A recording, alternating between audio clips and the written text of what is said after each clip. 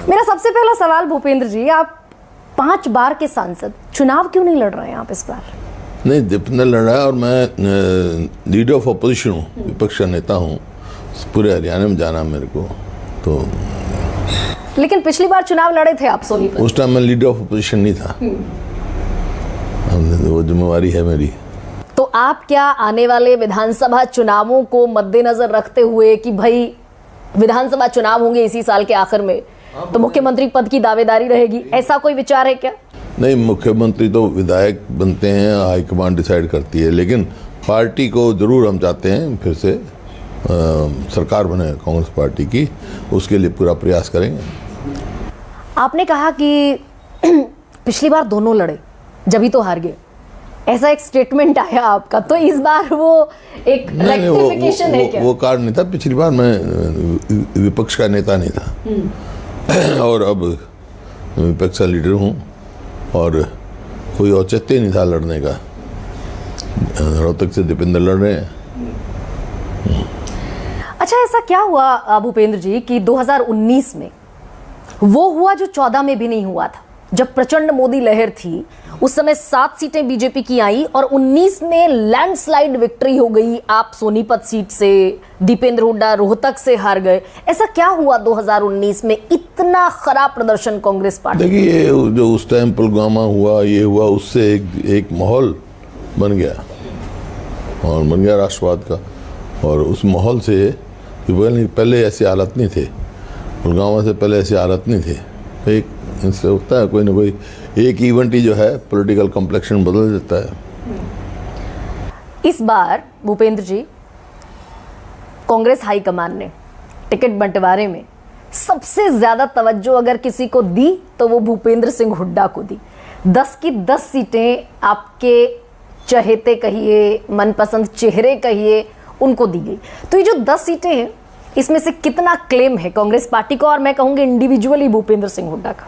देखिए, तो पार्टी का है, पार्टी के फैसले हैं, इंडिविजुअल तो कोई बात नहीं, सब अपनी अपनी बात रखते हैं और जो पार्टी ने सर्वे कराया उसके आधार पे टिकटें दी हैं।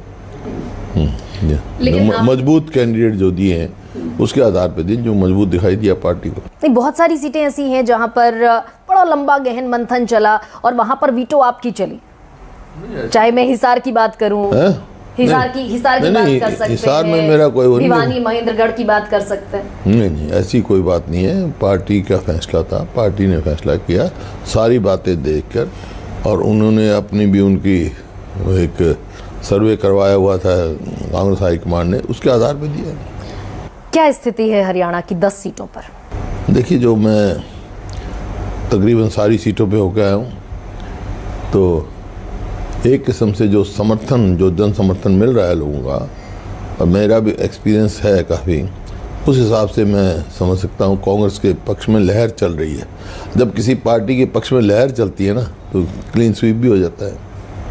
क्लीन स्वीप ये आप कह रहे हैं ढके दबे शब्दों में? हाँ, हो सकता है क्लीन स्वीप हो जाए, क्योंकि पार्टी के पक्ष में जब लहर चलती है, अभी तो है कई कुछ दिन है, तो लेकिन जब पक्ष में लहर चलती है ना, जब उसको कोई रोक नहीं पाता। तो ये लहर है कांग्रेस की, ऐसा देख रहे हैं? हाँ, ऐसा हरियाणा में तो ऐसे दिख रहा है। कैसा ऐसा? क्योंकि जो एंटी इनकम्बेंसी 5 साल पहले थी, 5 साल की सरकार चलाने के बाद, वो इनकैश नहीं हुई, इस बार ऐसा क्यों लग रहा है आपको? क्यों ये सरकार, जो हरियाणा की सरकार है, ये बिल्कुल विफल हो गई है।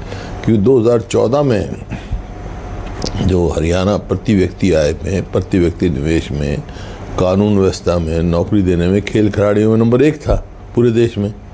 आज नंबर 1 हो गया बेरोजगारी में, महंगाई में, अपराध इतना बढ़ गया, रोज लोगों से फिरौती मांगी जा रही है कि कुछ हो रहा है, ऐसा प्रतीत होता है स्टेट में सरकार ही नहीं है। तो लोग जो है ना, बिल्कुल इससे हर वर्ग इनसे विमुख हो चुका है। अच्छा, विजेंद्र सिंह को टिकट न देने की वजह क्या रही? वो तो जो ब्रजेंद्र सिंह हैं, उनको टिकट न देने की हिसार से क्या वजह रही? पार्टी भी छोड़ दी, बीजेपी छोड़कर कांग्रेस में भी आ गए, पुराने कांग्रेसी भी हैं, क्या ऐसा गणित रहा हिसार सीट पर? पार्टी ने फैसला किया है, तो पार्टी का फैसला किया। लेकिन कहा यह जा रहा है कि आपका वीटो चला, कहा यह जा रहा है कि आपका वीटो चला हिसार सीट पर।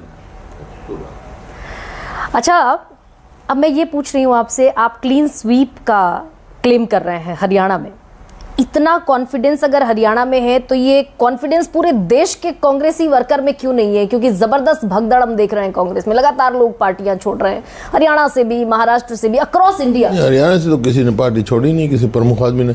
हरियाणा में तो कांग्रेस में आए हैं कम से कम 40 के करीब पूर्व विधायक, पूर्व सांसद पिछले 2 साल में कांग्रेस में शामिल हुए, हर पार्टी से, चाहे वो इनेलो से हो, चाहे जेजेपी से हो, चाहे बीजेपी से हो, बहुत सारे मतलब कांग्रेस में आए। विजेंद्र सिंह चले गए छोड़कर, विजेंद्र सिंह चले गए छोड़कर, boxer Vijender Singh all of sudden party छोड़कर चले गए। वो तो दिल्ली से चुनाव लड़े थे। हरियाणा में तो उनकी कोई पॉलिटिकल वो नहीं थी। वैसे हरियाणा के हैं अच्छे। पूरे देश में ये स्थिति क्यों है? पूरे देश में ये स्थिति क्यों है? क्यों लगातार लोग पार्टी छोड़ रहे हैं? नहीं, मेरे को पता नहीं, मैं तो अपने बता रहा हूँ पार्टी छोड़। चौहान तो बड़े लीडर थे महाराष्ट्र के, बाबा यहाँ आप यहाँ देखो ना, यहाँ कौन कौन छोड़ के आगे। अभी 2 दिन पहले जो 2 बार सांसद रही हैं, बीजेपी रही हैं, कैलाश हुसैनी, अभी आए हैं। तो इस प्रकार से पूर्व सांसद, पूर्व विधायक, हरियाणा में तो एक किस्म से दौड़ लगी हुई है कांग्रेस को समर्थन देने में।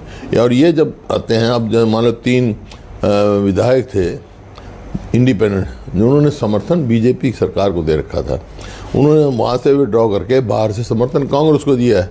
वो ऐसे थोड़ा ही दिया है, जनभावना देख के, या जब जनभाव, पॉलिटिकल आदमी तो जनभावना देखता है, जनभावना देख के ही उन्होंने फैसला लिया है।